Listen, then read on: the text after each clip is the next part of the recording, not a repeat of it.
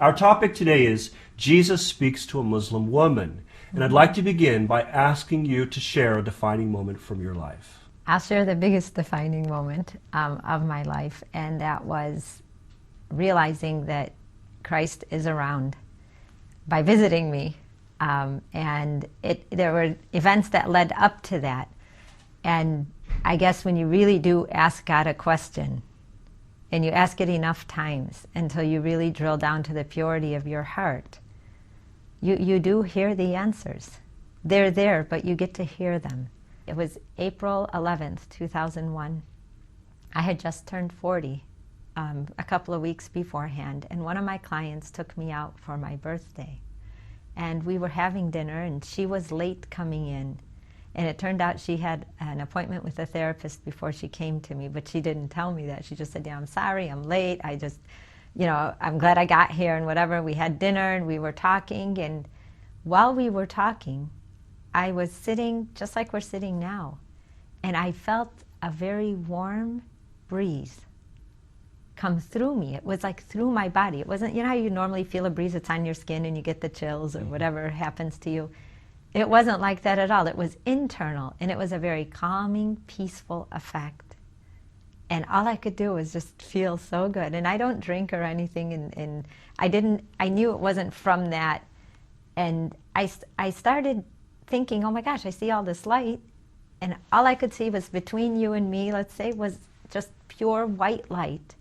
And within that light, I saw the form of a face. And that face started talking to me, but it didn't move lips or anything. It just was like, in a second, I knew all of these things. And I felt very absolute knowing them.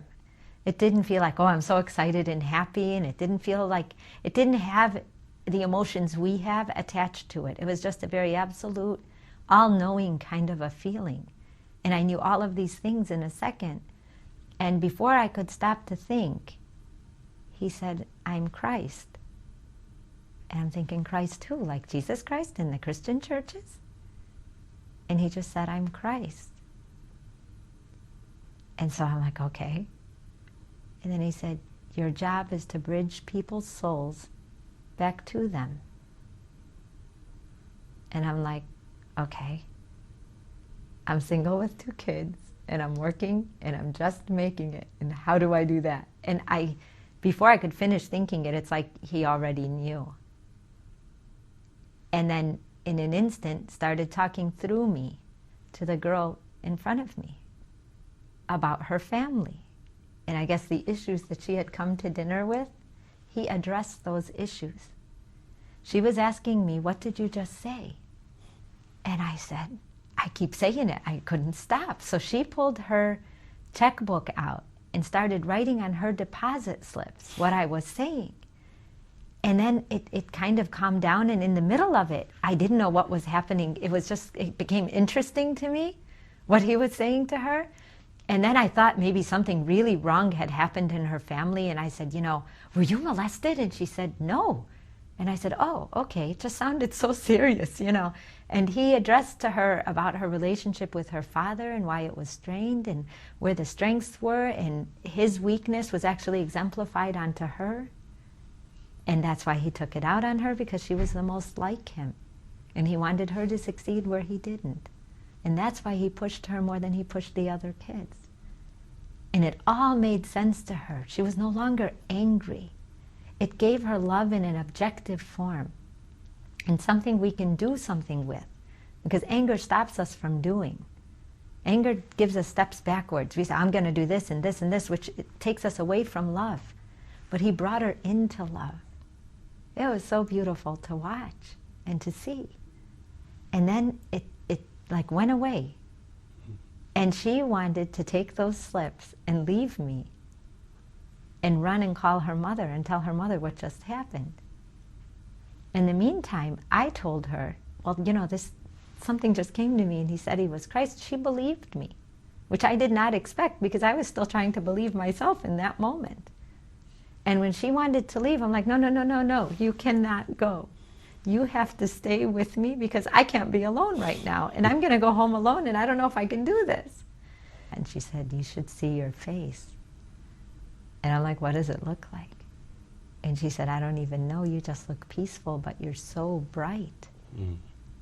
I wish I could have seen it, but it wasn't meant for me to see, but feeling it was pretty darn good. So that was one defining moment that really led to many others, that led to my writing changing, my writing teaching me a lot more now that everything was out in the open. I knew I was going to see someone. I didn't expect it to be Christ. And me being Muslim, it taught me that if he can come to me, all this talk about God is one is true. There isn't one God for each religion. Religion is a vehicle to God if that's what brings you closer to God. Now, if it takes you away from God, you really have to understand why you're there, because the goal isn't to be away from that love. It's to be closer to it. And it's not like what we think. It's not unrelatable. It's not far away. It doesn't exist in fear and doubt and worry. All those things stagnate us, again, taking away from who we are and who we could be. And that's definitely not what God does. God gives. And then I started seeing what we as people take away.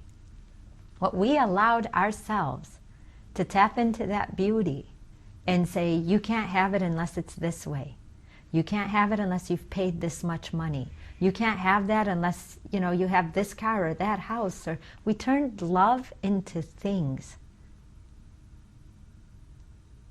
And then God's love was separate. I'm like, where did God's love go? And that's actually the driver of all of our cars. When we're mad at God, we say we don't believe in him, or we didn't get what we wanted from him, but then we're practicing conditional love on God. And a lot of times we can only do that if that's what we feel he's doing to us. And a lot of times we're taught that.